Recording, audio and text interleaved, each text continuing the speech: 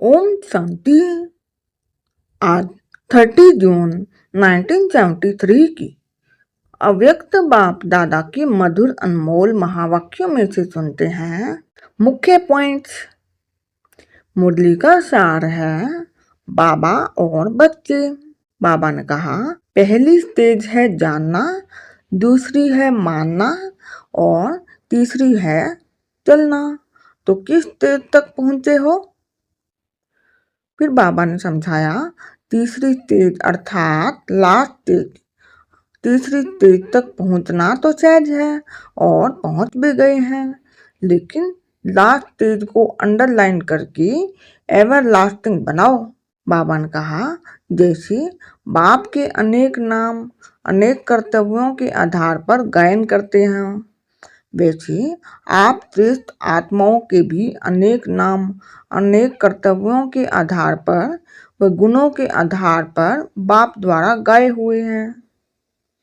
बाबा ने कहा, पहले ब्रह्मा मुख वंशावली, ब्रह्मा के नाते से जन्म लेकर ब्राह्मण बने, अर्थात ब्रह्मा कुमार और ब्रह्मा कुमारियां बने।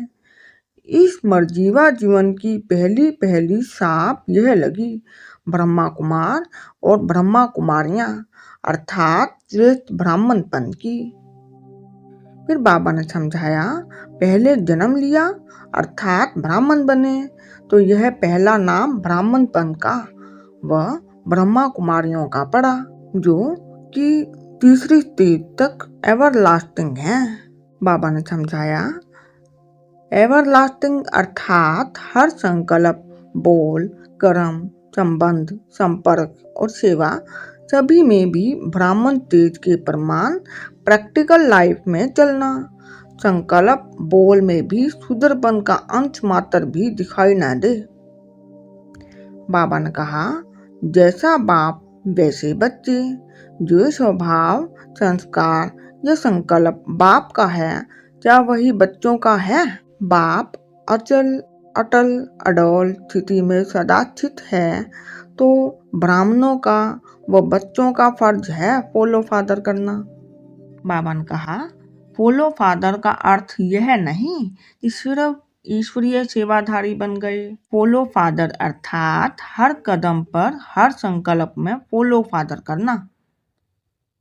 बाबा ने कहा, जैसे बाप के ईश्वरीय संस्कार, दिव्य स्वभाव, दिव्य दृष्टि, दिव्य वृत्ति सदा हैं, क्या वैसे ही दृष्टि, वृत्ति, स्वभाव व संस्कार बने हैं? फिर बाबा ने समझाया, जिस सूरत द्वारा बाप के गुणों और कर्तव्यों की रूपरेखा दिखाई दे, इसको कहा जाता है फॉलो फादर।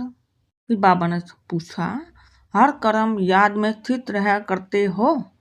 जो कर्म याद में रह करते हैं वह कर्म यादगार बन जाता है। फिर बाबा ने कहा, कर्म योगी अर्थात हर कर्म योग युक्त, युक्ति युक्त, शक्ति युक्त हो। फिर बाबा ने कहा, अगर कर्म योगी को कर्म अपनी तरफ आकर्षित कर लें और जो कर्म के वश होकर चलने वाले हैं उनको कर्म भोगी कहा जाता है। बाबा ने कहा, जो कर्म के भोग के वश हो जाते हैं अर्थात कर्म के भोग भोगने में वह बुरे कर्म के वशीभूत हो जाते हैं। बाबा ने कहा, सदा ज्ञान स्वरूप बनना यही ब्राह्मणों का धंधा है। बाबा ने कहा, राजयोग का अर्थ सर्वश्रेष्ठ अर्थात सभी योगों का राजा है और इससे राजाई प्राप्त होती है। राजाओं का राजा बनने का योग है।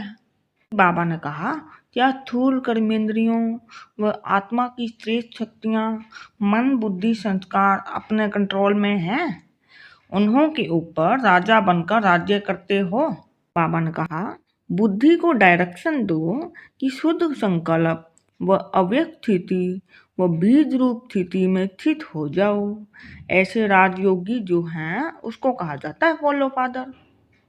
बाबा ने कहा, जैसे राजा के पास अपने सहयोगी होते हैं जिस द्वारा जिस समय जो कर्तव्य कराना चाहें वह करा सकते हैं।